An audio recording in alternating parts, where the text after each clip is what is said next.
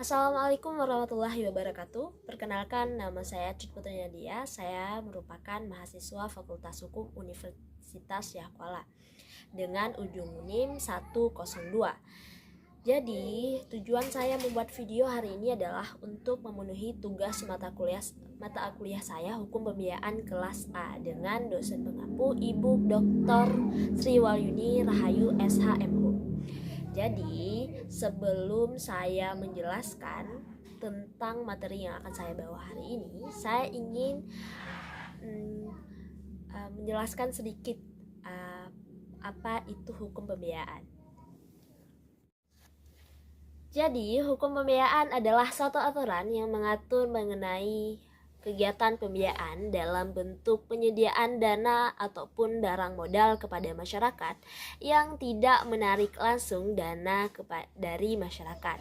Jadi berbeda dengan lembaga keuangan yang menarik langsung dana dari masyarakat. Sedangkan lembaga pembiayaan itu tidak bisa atau tidak dapat menarik dana secara langsung dari masyarakat.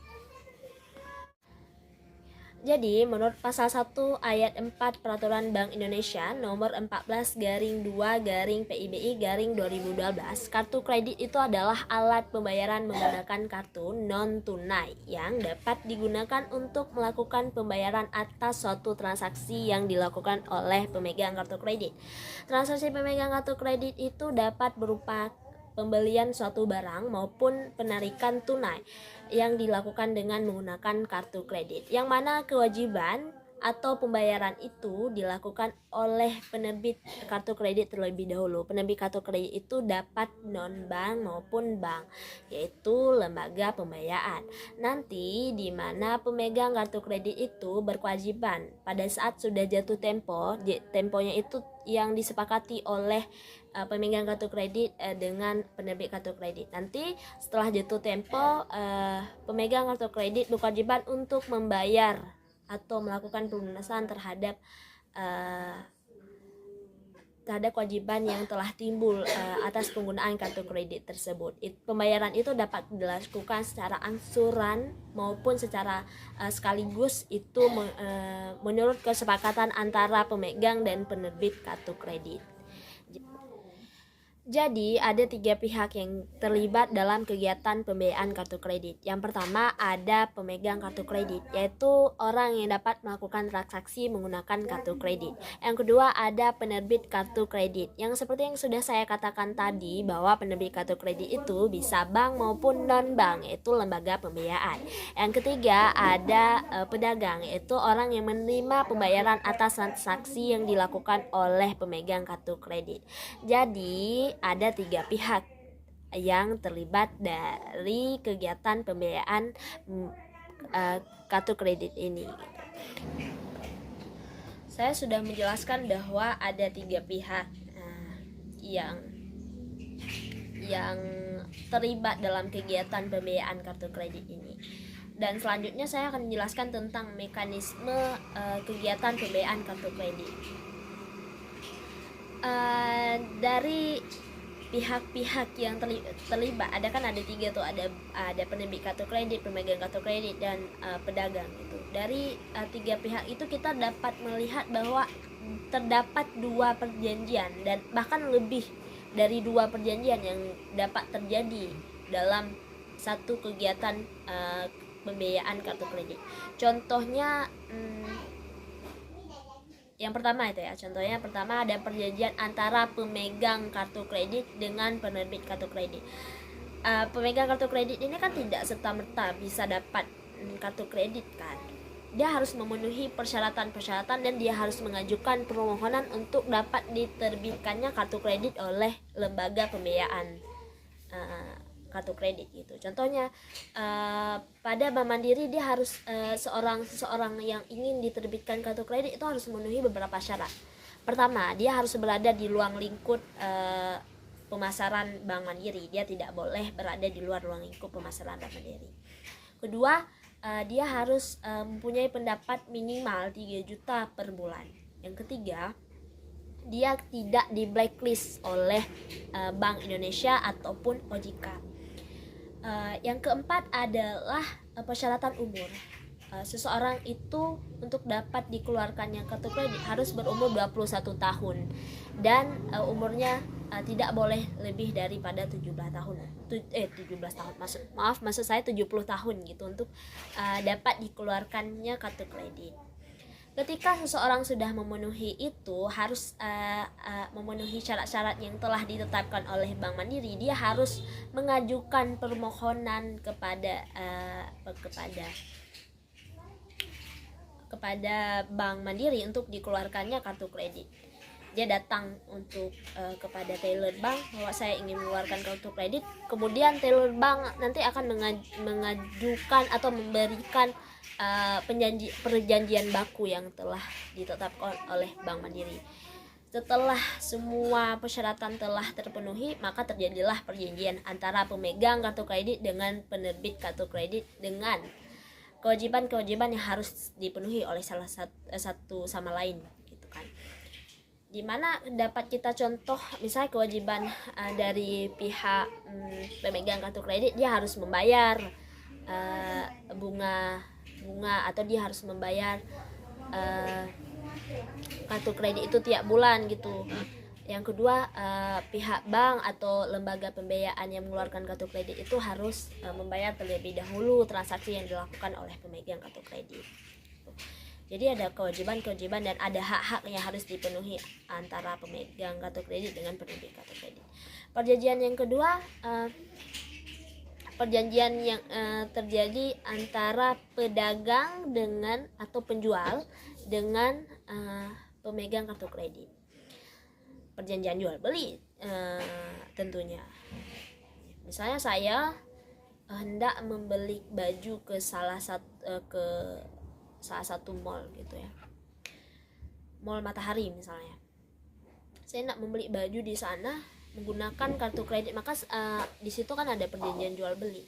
Ketika saya menggunakan kartu kredit, maka ada perjanjian antara penjual atau mall itu dengan pihak bank tersebut atau lembaga pembiayaan yang mengeluarkan kartu kredit tersebut gitu.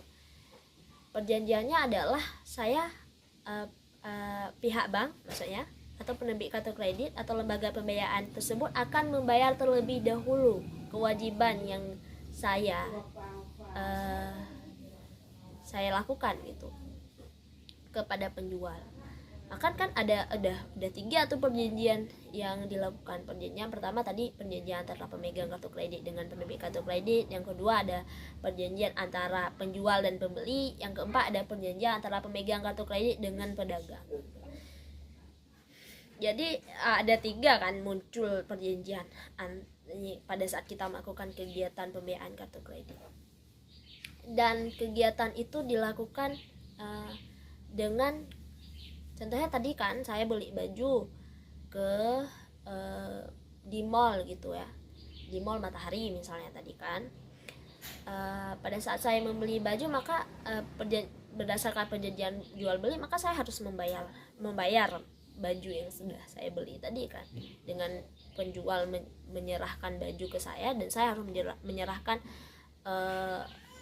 bayaran uang itu kepada penjual atas baju yang saya beli gitu. Dan saya dengan menggunakan kartu kredit saya tidak secara tunai membayar itu gitu. Nanti pihak penerbit kartu kredit ini yang akan membayar kepada pihak Mall Matahari tersebut terlebih dahulu. Jadi saya tidak perlu melakukan pembayaran lagi karena pembayaran telah ditanggung oleh penerbit kartu kredit tersebut. Nanti penerbit kartu kredit pada saat sudah jatuh tempo, misalnya 1 bulan kemudian ini jatuh tempo kartu kredit tersebut, maka saya harus membayar kepada pihak bank atas kewajiban yang telah dia tangguh tadi gitu. Apa keuntungan pihak bank atau apa keuntungan lembaga pembiayaan? Tentunya bunga yang didapat pada saat saya membayar pelunasan terhadap kartu kredit saya. Jadi itulah sedikit yang bisa saya jelaskan mengenai mekanisme kegiatan pembiayaan kartu kredit. Pastinya dalam menggunakan kartu kredit itu terdapat kekurangan dan kelebihan. kelebihan dalam menggunakan kartu kredit, salah satu contohnya adalah kita dapat menggunakan kartu kredit kapanpun dan dimanapun kita berada. Kekurangannya adalah kita seringkali kita dalam menggunakan kartu kredit, atau seringkali orang dalam menggunakan kartu kredit itu melebihi limit yang dapat dia bayar gitu. Contohnya ketika dia punya gaji 3 juta namun tagihan kartu kredit pada bulan itu 5 juta, maka pastinya dia nggak akan sanggup untuk membayar kartu kredit, kewajiban atas kartu kredit yang telah dia timbulkan gitu. Maka nanti bunganya akan bertambah dan itu akan memicu terjadinya wan prestasi. Ketika sudah terjadi wan prestasi, sengketa, maka ada beberapa tahap yang dapat dilakukan atau ada beberapa penyelesaian yang dapat diambil, cara non litigasi maupun secara litigasi. Cara non litigasi misalnya bisa melakukan mediasi dengan pihak bank atau lembaga yang mengeluarkan, atau lembaga pembiayaan yang mengeluarkan kartu kredit dengan pemegang kartu kredit, dengan contohnya misalnya melakukan perjanjian ulang itu dengan misalnya memberi penangguhan waktu kepada pemegang kartu kredit untuk dapat membayar bunga-bunga ataupun kewajibannya gitu. Dan secara litigasi pastinya dapat diselesaikan secara litigasi juga di pengadilan. Jadi kesimpulannya adalah kita harus bijak dalam menggunakan kartu kredit. Jangan segampang dan segampang itu untuk bisa beli barang gitu tanpa kita mikir bahwa kita gimana cara bayarnya nanti. Jadi kan karena kartu kredit itu kan alat pembayaran yang gak kerasa gitu ya, kita pada saat kita membayar, bukan uang tunai yang kita keluarkan, tapi itu kan dapat menimbulkan utang yang nanti kita akan susah dalam membayarnya gitu. Mungkin sekian penjelasan mengenai pembiayaan kartu kredit dari saya. Pastinya banyak kekurangan yang terdapat dalam saya menjelaskan tentang pembiayaan kartu kredit. Semoga ada sedikit informasi yang dapat memberi pengetahuan atau ilmu kepada para penonton video ini. Terima kasih kepada Ibu Sri Walunia Rahayu sebagai dosen pengampu dalam mata kuliah hukum pembiayaan kelas A. Wassalamualaikum warahmatullahi wabarakatuh.